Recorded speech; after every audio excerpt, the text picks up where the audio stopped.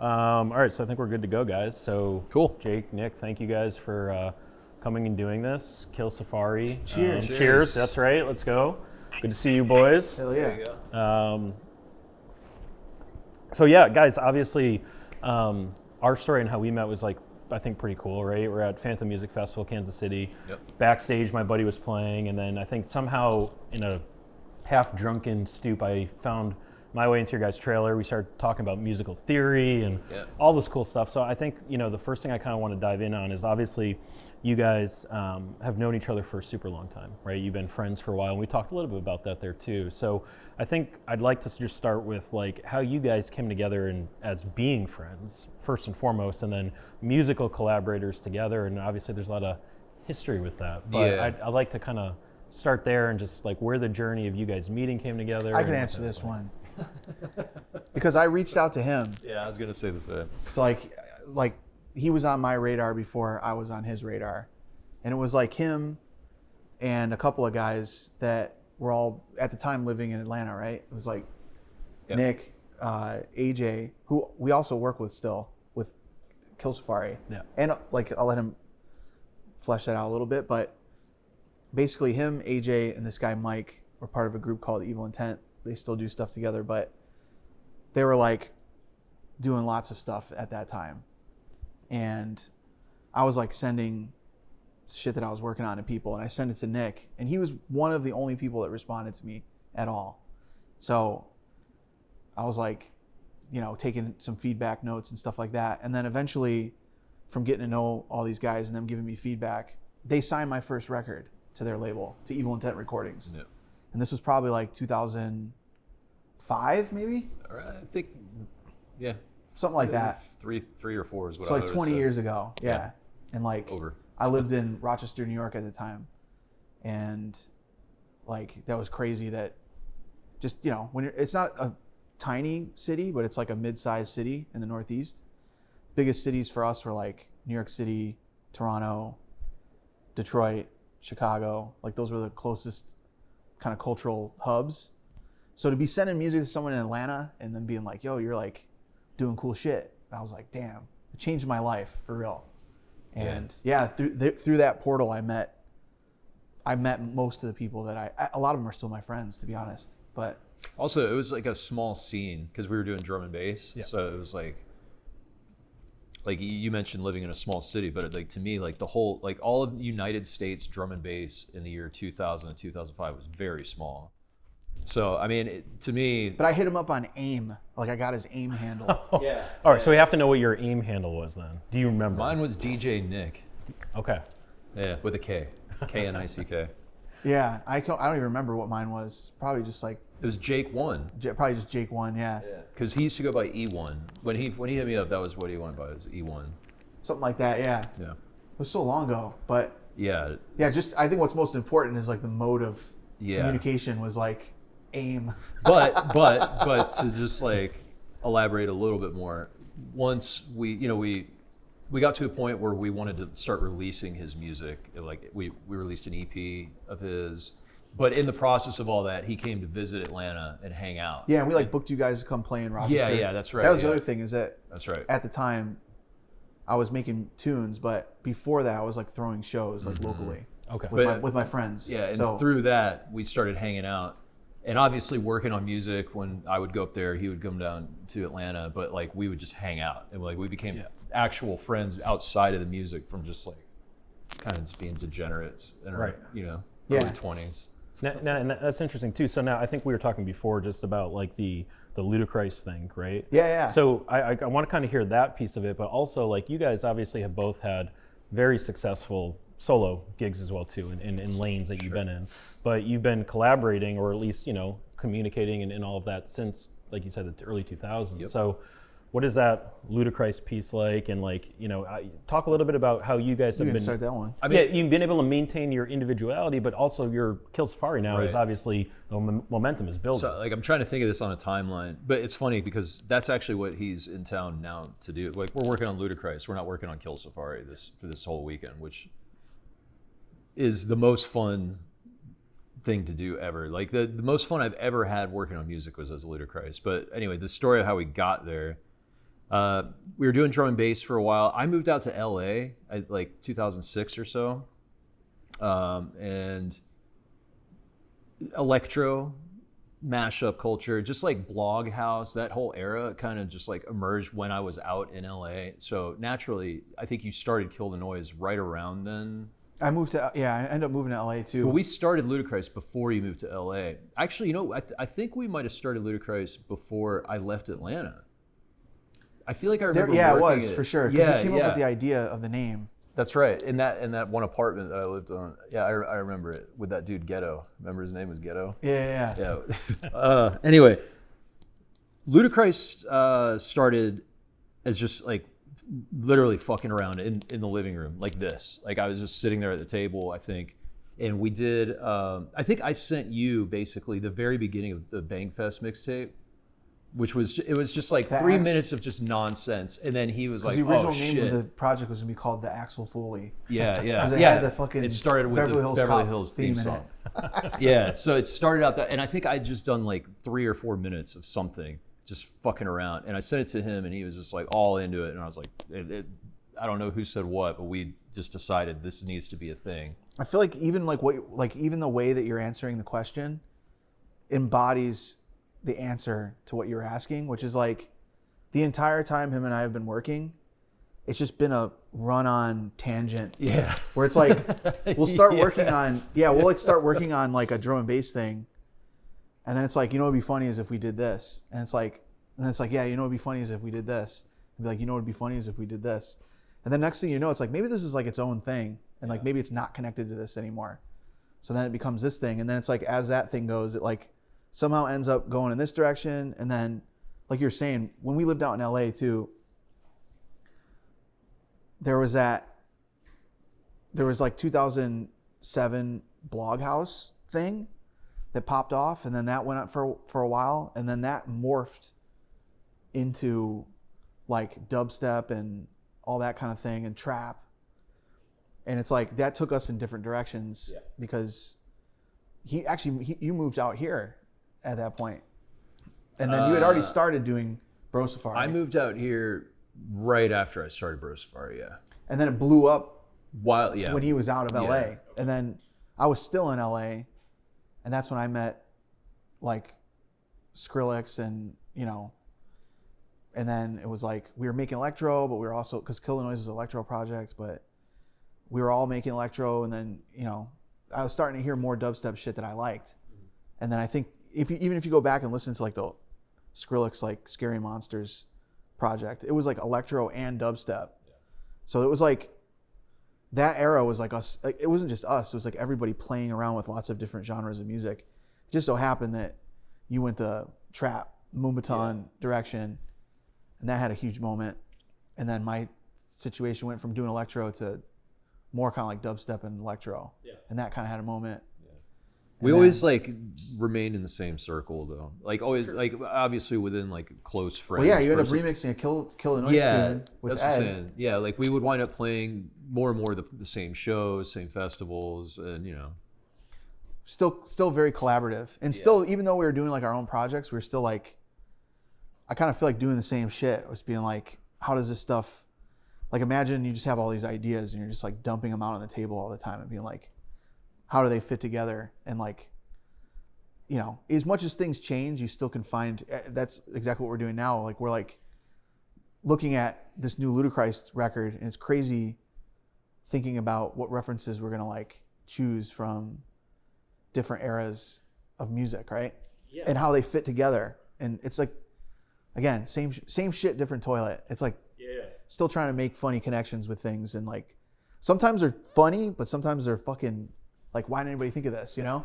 Right, like the aha moments. Yeah, for sure. I guess since we're on the topic too, like you talk a lot about genres. We were talking about that before we started too, but like obviously, you know, each guys have your own project, Bro Safari, Kill the Noise, Kill Safari, and then now this Ludacris piece. So like talk about the genre smorgasbord, if you will, of everything that's out there, and like, hey, what is this? Does this fit for this? Does this fit for that? Does it even matter? I think it probably matters, but I try not to think about that aspect of it. I know, like, I mean, again, not to like harp on the Ludacris thing, but it's like as we're trying to figure out who is the audience for this thing, this and that. I think we come to the realization, it's like, just do what sounds good to us and what makes us smile in the studio and laugh and have a good time. And that's really all that's necessary. And I feel like no matter what, like I've always come to that conclusion working on music for the last 25, 30 years, electronic music. It's just kind of disregard that aspect of it. Yeah. But be conscious of it. I don't know. I mean, it's Also, if we're like laughing, like if we're like viscerally reacting, you know what I'm saying? It's like we were saying earlier too about like going to shows. It's like, it's not a contrived thing to go to a show and just see how people are reacting to music and being like, because there's certain tunes, I'm sure you guys feel the same way. It's like, you might hear it at home and you're like, this is cool, I guess. Maybe it doesn't make you like react, but then you go to a show and you're like, damn, now I get it. Because you're like seeing how people move to it. Mm-hmm. And I kind of feel like that like one of the great things about us going on tour, doing the Kill Safari thing, is that we hadn't been out on tour together in so long. And it's like, it's the ultimate lie detector about the shit we're working on or like stuff that we like. Yep. Is because there's like a whole bunch of records that we were like pretty idealistic about wanting to play out live, like whether it was our own shit or other records that we liked. And it was kind of like playing them out made us think differently about them. Some like confirmed that we want to play this shit out, and other things like maybe this doesn't really work live for us, in the kind of like picture that we have of what we want to do. And then same kind of a thing, we just played a show like 2 weekends ago, and we played out some Ludacris shit live, just like as like a total experiment. Yeah. And it was cool. Like it like confirmed some of our thoughts about working on the project because it got a reaction and felt good to play it more. And we were laughing. Like, kind of feel like that's the gauge, right? Like when you go see somebody play, it doesn't matter what genre of music it is. It's like if they're you can tell when they don't want to be there. Sure. Or you can tell too when they're like genuinely like, is this gonna work?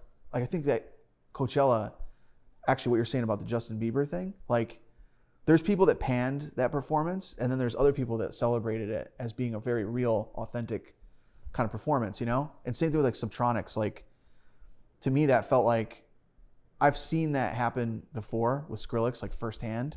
But I feel like this era of people seeing like one of their guys playing, for them on stage, it's like, oh shit, maybe it's possible for me from my bedroom to get up there, because he's genuinely playing that shit and like is fully into it, fully engaged. It's not a contrived situation. You know what I'm saying? Absolutely. And I think that brings up a good point too. Like one of the things, like my first experience seeing either of you guys live was at Phantom in Kansas City, and obviously we cut it up in the trailer and vibed out. But I think one of the things I noticed about what I think you might have said, Jake, but you said something that was like around the idea of getting back to why you guys were making music in the first place. And it's a really, I think, powerful statement. But for you guys, it's words, but you can see it when you perform. Because I was on stage, I saw you guys perform. You can see the crowd, everyone's hyped and getting into it, but you guys look like you're having a blast up there. So talk about like a little bit about that, like why you're making music in the first place and that feeling of getting back, but also you guys have so much fun up there, and what that means. I think there's different ways to answer that, because I mean, like why I got in. You said like why we got into making music. I mean, I got into it just natural. I didn't think about it. Like you just kind of fall into it, and it's just what you do and you enjoy it, especially when you're younger, right? When you're in your early 20s, you're not like thinking about much except just like, this is a new thing that's exciting. And since we've been in this over a couple decades now when we show up and we play a show, it's like, I'm grateful to be there. Like we're both older guys. To still be involved and accepted, appreciated, and influencing people at this age, it's hard not to enjoy it and like soak it up. Like, the gratitude's a huge, and that's like the biggest point. Bro Safari, I started Bro Safari when I was 30, you know what I mean? So it's like, I'd already had a good run with, Evil Intent and the Ludacris stuff, and then Bro That's Safari. The other thing crazy too, when we meet people that are 30 and they think they're old. I know. It's like, bro, you are fucking not old, no, bro. You're not. Stop, a long time. Please. But yeah, I mean, point being is like, in that 30 to 40, like between the ages of 30 and 40 doing Bro Safari, like I had a lot of ups and downs, and I definitely hit burnout at certain points, and I wasn't as I don't want to say appreciative, but I just couldn't live in the moment as much because I was just beat down. So now that we're doing this, you know, at this age, and it's dude, I think this type of fun, shit too, man. man. Like, you're like a new friend. Yeah. And I think that like in this line of work, you can start taking for granted how easily you make new friends. For sure. And like, also, it's not just friends, but it's people with dreams and ideas, and like, I wonder if I can do this shit. How am I going to do this shit? And like, I think that people think that, like, I was actually just talking about it yesterday with my buddy Craze, and like, also a guy that I never thought I would be friends with ever, because I just like idolized him. I still do. And he always like drops like little gems here and there. Yeah. But just the idea that like being on that path is what life's about. Like, it's like everyone's like celebrating the come up, especially on social media. But it's like to maintain your like idealistic qualities, like you're saying when you're a kid, like when you first start doing shit, and it's like new and it's magical and you're meeting all these new people and blah, blah, blah, blah. Like, the idea is to keep doing that forever, like for as long as you can, right? And I think that if you can get past like some of the big humps in that journey, then you reach this other level of gratitude where you're like, I'm still able to just do it. And it's not about trying to be the biggest guy out there. It's just being part of the conversation, and just like literally being part of the conversation, like talking about music, talking about figuring new shit out. Because there's new opportunities in this era. Like, we don't know what they are yet. Like you're saying earlier about AI and shit, it's gonna fuck other people's lives up.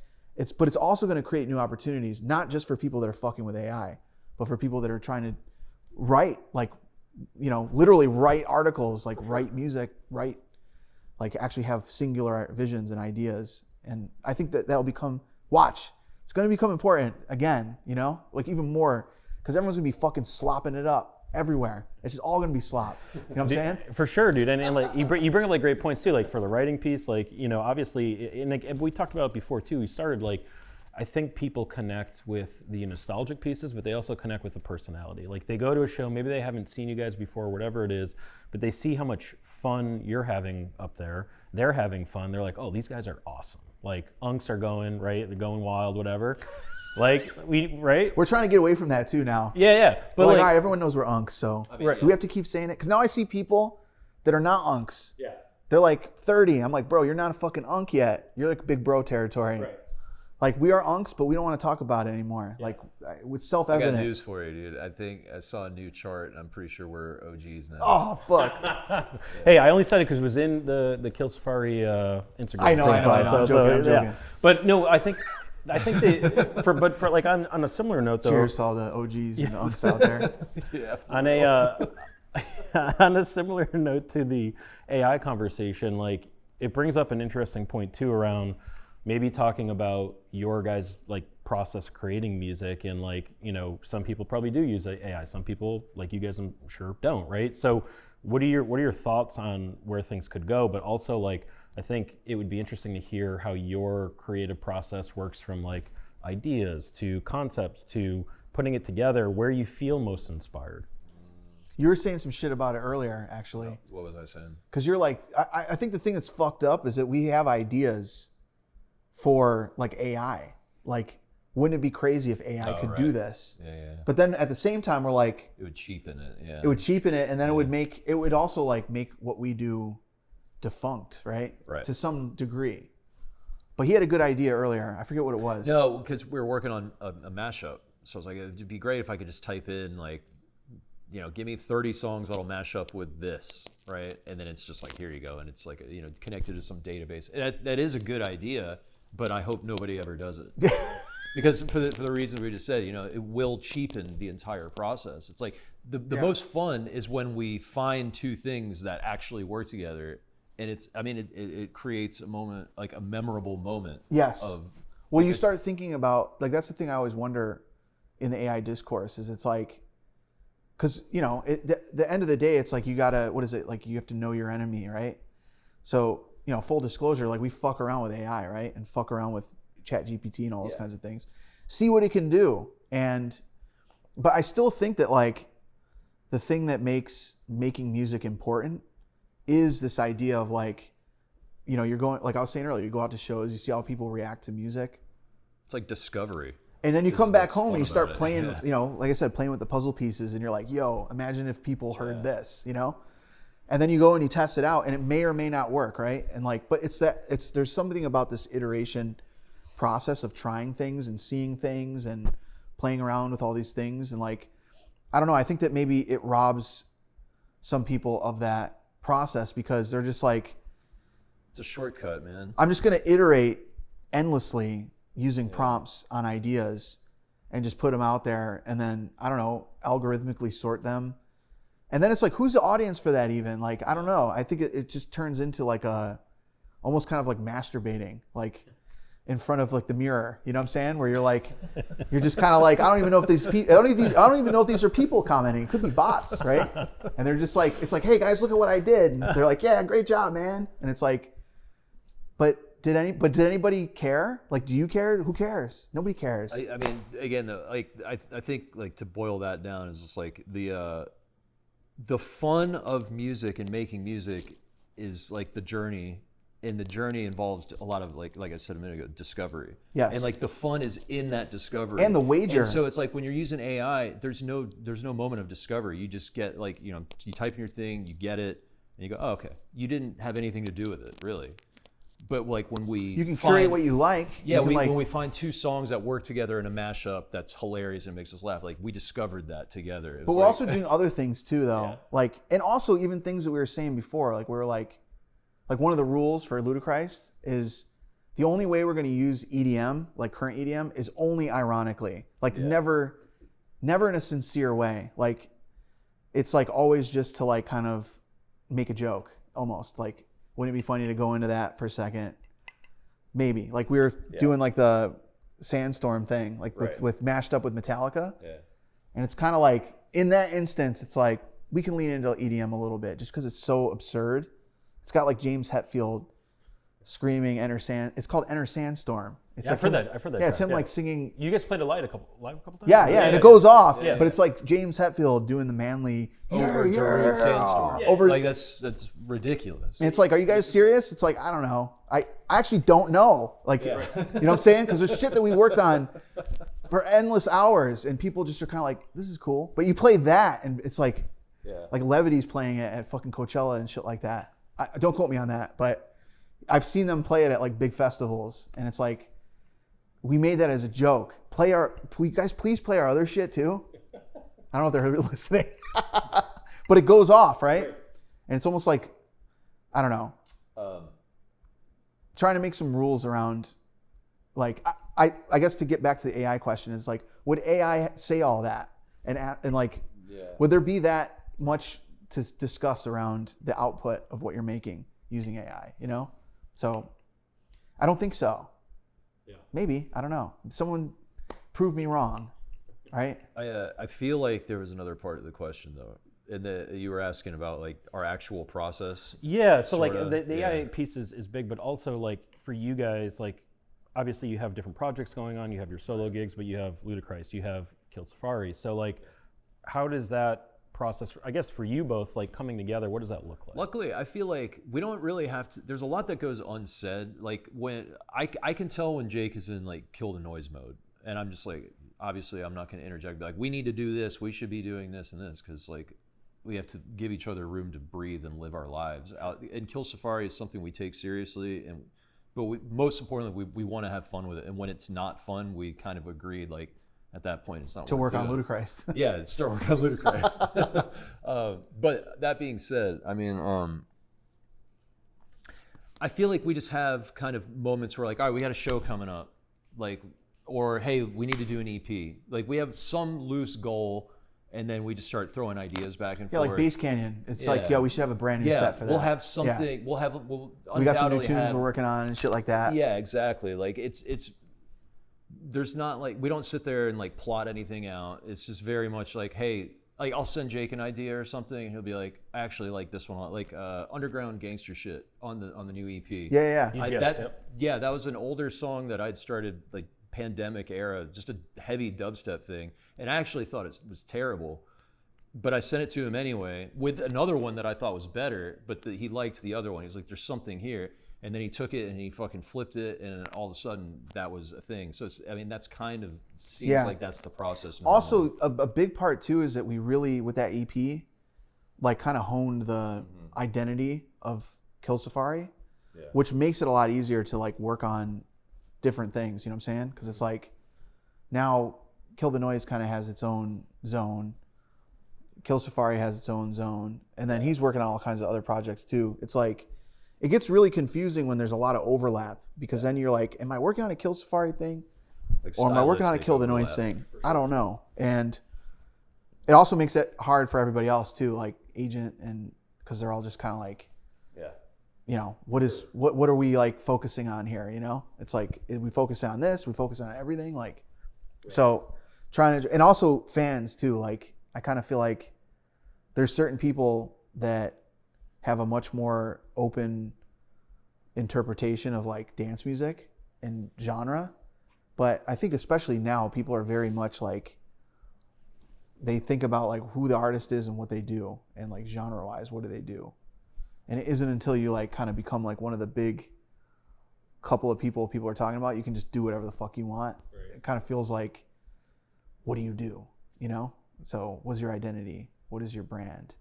And I hate to say it, it's like establishing that first is a smart thing to do. Otherwise, people are just like, who the fuck knows what's going to happen when we go to the show, right? Because we did a lot of songs before our EP came out, and they were kind of all over the place. I mean, they all sounded like us, but like the EP that we released, like Playing for Sudden Death. Yeah, I mean, like we were just, but this EP that we put out, I feel like is an actual representation of what our sounds kind of sound like when they're mashed together. I mean, like there's like elements of kind of like the trap stuff, lots of heavy dubstep influence, and beyond that, there's a lot of hip hop in there, and that was very intentional. Like that's when you talked about like kind of honing in on the identity of Kill Safari.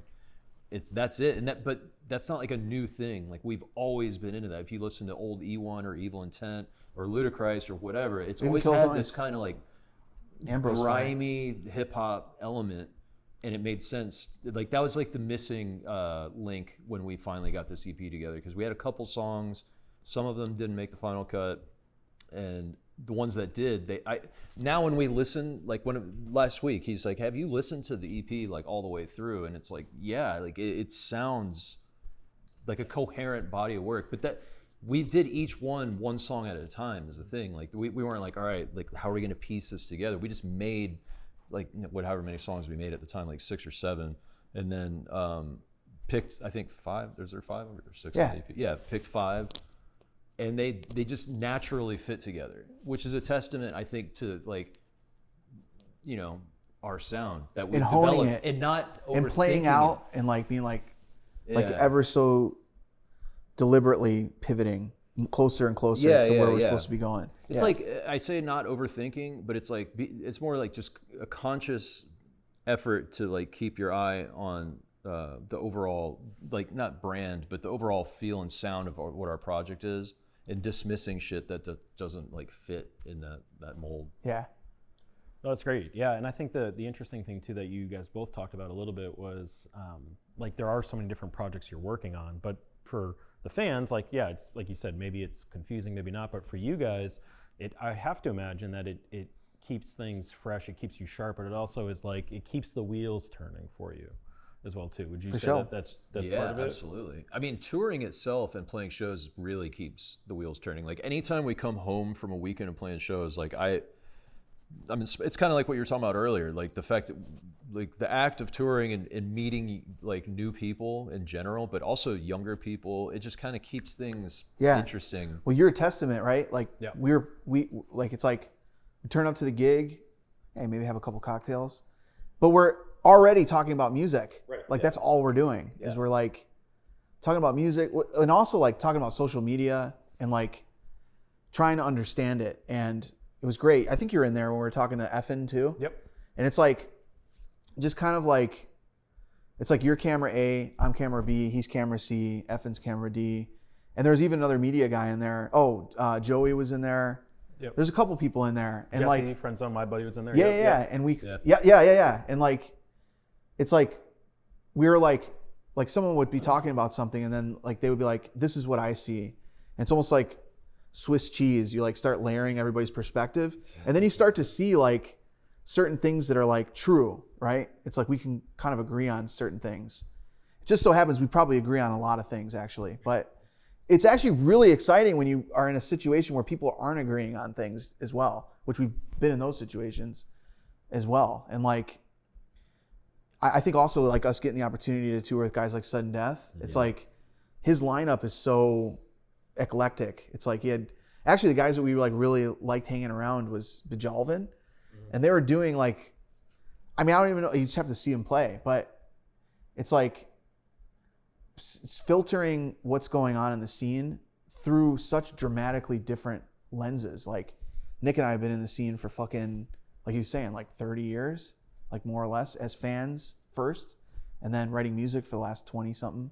Right. And then talking to people in the green room that are like 21 and like what's their view on it. And it's weird how like actually we have a lot in common. Things align. Yeah. More than you would think. And then other people that are like fully into the dubstep zone.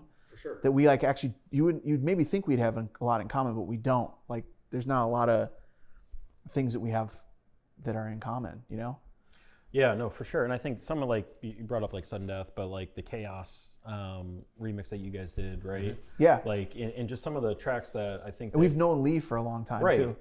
Right. So and I think the interesting thing too is like you're talking about like new friends, right? Which for sure, but also for me, like, you know, I definitely went through like a Flosstradamus phase, whatever, and like listen to it. Right. Yeah. So, but like also meeting you guys and going to the show, it's like, okay, like this is music that I did listen to maybe 10, 15 years ago. And you kind of rediscover it because the I don't even want to call it mainstream. We'll call it the things that you're used to listening to day in and day out. It's like, oh, I forgot about this.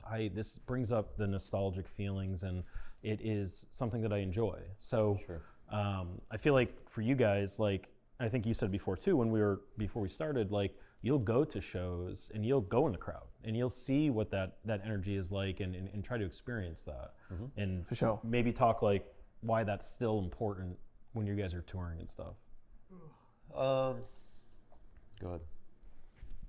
I mean, just what you're saying, man. It's like you can see what works, and like I was saying before too, like about, you know, you're at home and you're like, in certain cases, like, I mean, unfortunately, it is what it is. Like, a lot of people figure out about what's going on in the world through their phone, whether it's about politics or music, or it doesn't matter what it is. But something new happens when you're there, right? Like, you know, you start recognizing that certain ideas are cool because they're fucking weird and nobody gets it online, right?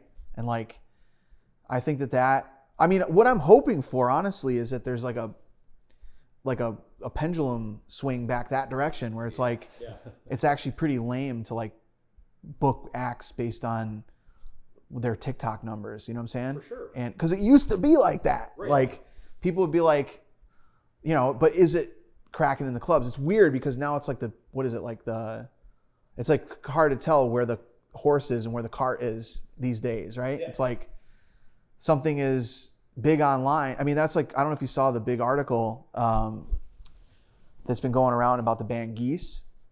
Okay, well, like Geese is a cool band. They're like kind of been understood as like an indie kind of a band, you know, like that are cool and like underground, and like if you're cool and you know underground cool shit, you like Geese, right?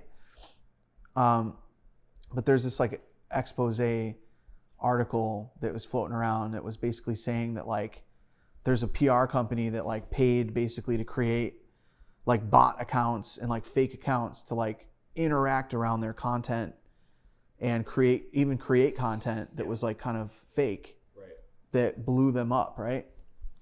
That's how I understand it. If I've got that a little bit wrong, like, but I think I got that right. And because there's a whole bunch of videos now from kids that are saying, well, there's nothing wrong with creating fake accounts and fake interactions and all that, because that's what we do. Right. That's like what the industry is. Like, that's what's always happened in music. Yeah. Like major labels, they like had payola with radio stations and blah, blah, blah, blah, blah, right? But I think that like you were saying it earlier, like people want authenticity because they're sick of being served up something that's fake and people saying, but this is how we do it, right? And it's like, I'm not saying that Geese is a bad band. I like the band, you know what I'm saying? But I think the marketing slop techniques are whack, you know what I'm saying? And like, there's a lot of shitty music out there that gets marketed that way. And I think it's whack. And like, it does affect how I feel about the music because there's a lot of great music out there and a lot of great artists out there that do all kinds of art that don't do that. And I know who they are because I go out to fucking shows, like to answer your question, right? And like I'm out talking about art with people, right? Yeah. And if they're like, oh, I saw this on TikTok, I'm like, what did you see that wasn't on TikTok? Got anything else? Fair. So it is what it is. Yeah, that's a great answer. It's a great answer. There's no right or wrong, but I totally agree. No, sorry, I'm getting, I drank one of these, so. You're good. You're good. Well, I don't. That makes sense? It does make sense. Yeah. And obviously, I agree with you. I think it's the people. Fucking make a clip of that one. Put that on fucking YouTube or Got whatever. anything else? Well, guys, I know I don't want to take too much of your time because I know you guys are working on music. So one more question, I think, just to ask you guys. It's kind of double loaded. Sure. But I think, obviously, for your fans or people who are, tuned into all the projects you're on, what can they expect from you guys in new music this year?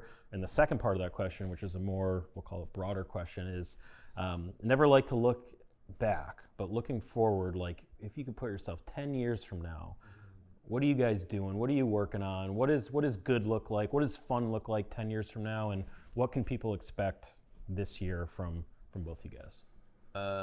Well, like right now, I think the idea is to get out on the road and play as many shows as we can. To promote the EP. To promote the EP. To create content so you can make more music. To go on the road to create more content. But in the process of doing that, that's when the new songs happen. That's when the new ideas happen. That's when we test new songs out. So I mean, we will be making more original music, doing more flips, doing free downloads, things like Actually, as far as Kill Safari goes. We started working on a tune with another Austin guy, Heritage. Oh yeah. Who lives here. Yeah. Shout out Aaron. So there's already some things that are in the process, but yeah, I mean, we don't have anything like planned right now. In terms of releases, we have shows. Bass Canyon. Yeah. Also, if this comes out before Bass Canyon, like look to the Bass Canyon set for like what we've done since now to then. And that's in August, I think. So it's Yeah. like, I mean, that's a good amount of time. It gives this will us be more than a couple months to make some new songs. I mean, I don't have any doubt in my mind that we will have a grip of new music before the end of the year. Right? I like your existential thought about like what's going to happen 10 years from now. Like, where do you see yourself? It's like, who knows, right? But I like this question because actually going to your AI thing, like I'll have these conversations with AI about things, like trying to like, just have like a little bit of a back and forth about any topic really. And sometimes it's weird. Have you fucked around with like ChatGPT or whatever? Yep. And it will start to ask you questions like, why did you ask this question? Are you thinking about this? Or are you thinking about that? And blah, blah, blah, blah. But sometimes it'll ask me a question like that. It'll say like, what do you think? Blah, blah, blah, blah, blah. And I'll say, based on our conversation, what do you think? Right back at you. Yeah. And it will say what it'll like, it knows, you know what I'm saying? So it's like, that's the thing is it's like, I feel like based on this conversation, like where will we be in 10 years? It's like hopefully alive doing what we're doing right now. Similar shit that we're doing now. Exactly, yeah. It's just like still on the journey, still discovering. But I mean, I don't know if I want to include this, but in 10 years, I'll be 57 years old. Like, it's like he'll be 55. Like that's old. That's real, not just that's like, hey, you're getting shit. pretty old. That's like, dude, you're fucking old. I'm like full on senior citizen at that point. And I mean, so holding out for stem cell research. There's that. Just inject you with stem stem cells. But I also cells. don't really care. Like that, like the fact, I mean, 10 years ago I was 37. Like that seems like yesterday. So with that kind of perspective, it's like, well, I'm not going to say, well, I'll be 57, so obviously I won't be doing this. Like that's not the right answer. The right answer is just like continue going, and continue being creative, continue surrounding myself with people that keep me young, because that's ultimately what's happening when we're out there on the road and we're meeting new people. It's keeping me young and it's keeping my brain and my neurons firing and keeping me aware and I remember thinking touch, the concept of doing DJing past 30 was like the cringiest thing I could think of. Absolutely. And I just like I only got my big break when I was 30, like working with Skrillex, like and all that kind of shit. Same. And it's like boom. And now Skrillex is like 35. Yeah. That's weird for me to think of. He's got a gray beard too. Yeah. So it's like I don't think Skrillex is ever gonna stop. Like none of the, like my dad's 75. He's like making art. You know what I'm saying? So it's like he's one of the most artistic people I've ever met. Your dad. Yeah, he's just he's like a true. There's like no example, and I think that's like a really powerful thing. Is that like, as much as people like we are a product of our environment. You know what I'm saying? And like, that's what I'm saying. Making friends and making new friends, like we take it for granted. There's people out there that make no new friends ever, and like they don't have any conversations about art and music and like what their ideas are, and like. Damn, like trying to think about like a new vision of the future and trying to picture themselves being 45 or whatever, doing cool shit. It's like every 45-year-old that I know is like divorced, listening to Creed, like smoking a cigarette. You know what I'm saying? They look like shit. Like, it's like they're just like waiting to die. You know what I'm saying? But it's like we have to come up with a new vision. So it's like hopefully 10 years from now, I'll be what, 55? And I'll just still be doing the same shit. I'll just look like shit, like worse, you know? But I'll still be saying the same shit, you know? Yeah. I hope all the way to the end. And then people are just like trying to bury me. I'm still talking. It's like, fucking let me out of here. Got fucking tunes to make, you know? Or whatever. Ludacris, fucking 5th album. Anyway, that was a good way to end it, I think. Yeah, awesome. Well, any final words, anything else you guys want to say? No, just thanks, man. It was great to meet you too, man. Like, I'm glad that like, you know. That's a prime example of what we're talking about, though. I mean, you know, like like he said earlier, we showed up, just hung out for a little bit, met you, and now you're here in my fucking house, and we're chatting about art. Like, that's what it's all about, dude. That is what it's all about. Yeah, and also like hanging with you too, man. Yeah. Like bringing fucking cameras around. Yeah. Like, that is what it's all about. It really is, though. Yeah. And it's crazy too. It's like you're just alone in bed, just like you know, like trying to go to sleep, and you're just like being terrorized by the future. Yeah. Well, but I mean, I think you brought up good points too. Like I appreciate the visual. I see it. But everyone's been there too. They're just like, fuck. Like, am I ever gonna achieve any of this shit? And like, for sure, how do I make it happen and all that kind of a thing? But then you put the intention out there and you start doing the work, and it's like naturally, like things start coming together and people start coming together, and it's not magic. It's definitely not fucking woo-woo spiritual shit. There's nothing about that that's spiritual. It's just having the intention. Yeah, well, and doing the fucking work. Yeah, that's something we probably didn't touch on. Booking the ticket, I'm going to fucking Austin, and I'm going to be here. Yeah. And only thing I'm going to do is work on Ludacris with him. Doing the work is a huge part of it. I mean, and that's something we didn't mention, but it's like... And you're like, dude, what if we do like the interview thing while you're here? And I was like, dude, perfect. Yeah. But we've just gotten good at doing the work. Like, you know, when it's time for us to get something done, it gets fucking done. Right. And there's no, like, you know, half-stepping. We always make sure everything is on point. Like, I don't know. Yeah, and then I go back and get ready to go to sleep, and I'm just like, fuck, it's in terror. Just like, how the fuck am I going to do this? Ben, we've all been there. Yeah. But I think you bring up a really good point too. Like, obviously, if you look at like the four of us that are here too, like, this is your art. I love writing. I love doing interviews. Like, that's my art. Like, that's the thing that makes me the happiest.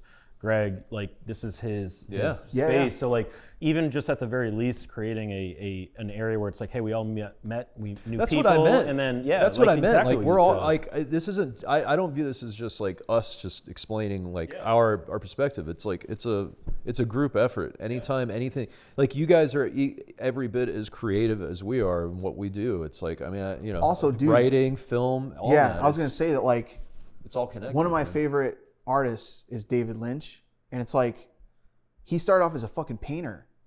Everyone knows him as a filmmaker, but he went to school to be a fine artist, and along the way he became a filmmaker. and along the way he made music, and along the way he's done all kinds of things, written books, like he's acted himself. He's like he's done it all. He's the original creator. And he died doing what he loved most, which was smoking cigarettes. And like, you know, the way I interpret that is not literal. It's just like he did what he wanted to do with his life, and like, so true.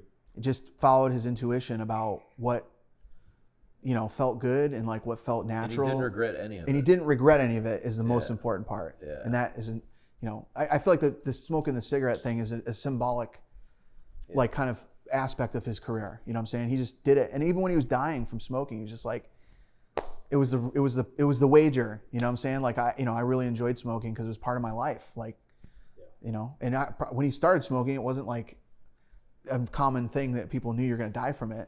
It just, and then he knew it. And then he was like, you know, I'm still going to keep smoking because I'm still making art, and it's, neurons that wire together, fire together, you know? So it is what it is. I kind of feel like that's like where the authenticity part plays into all this shit too, you know? It's like just following your instincts, like, you know, in a time where everybody's like, I mean, most of the time when you and I started making music, people were like, why are you fucking around the computer all day? Like, we're out, you know, doing whatever kids were doing. Like, my friends were literally like coming home drunk. You know, I lived with like 5 people, and everybody's like partying, like bringing home girls and shit. I'm just in front of the computer talking to him on AIM. You know what I'm saying? Just setting respace. Like, what the fuck are you doing, man? You know, it's like I have a plan that's going to enable me to party for way longer than anybody in this fucking house, and it's working. You know what I'm saying? That's awesome. It's like just fucking keep at it, you know. And then it keeps being like points where it's like, oh shit, is it gonna keep going? Is it gonna keep going? Like I said, it's like a couple nights living in terror, and you're like, fuck, what am I gonna do to like fucking get the juices flowing again? You know what I mean? Like just fucking open up Ableton, start working, start dragging ideas in. It's like show up every fucking day, man. Just drag ideas in there. Open up old projects, like you're saying. Like it's crazy too. Like maybe even some things that you've written, like ideas that you had, like that's another thing David Lynch talks about in his masterclass. He's like, write everything down. Like you'll have an idea when you're out doing whatever, and it's like, oh, what a good idea. And you're like, oh yeah, maybe I should do that. It's like, no, fucking write it down. Don't forget that one. Like I feel like it's like that kind of shit. Like it could be honestly like your best idea that you like wrote, like, you know, like you're saying, like our EPs, there's a couple of ideas in there that are like old ideas.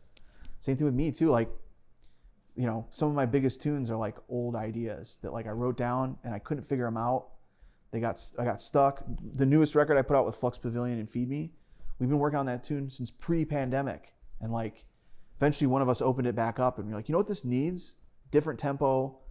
And boom, we like finished it in less than a week and put it out. It's like streaming really well. It's like in my top on Spotify. It's in my top right now.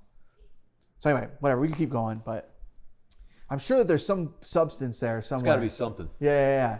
The takeaway is we'll look forward to the metaphorical cigarette you're smoking 10 years from now. Yeah. In 10 minutes from now. 10 minutes from now. No, right now. Right this second. Thank you guys. Yeah, really appreciate it. This was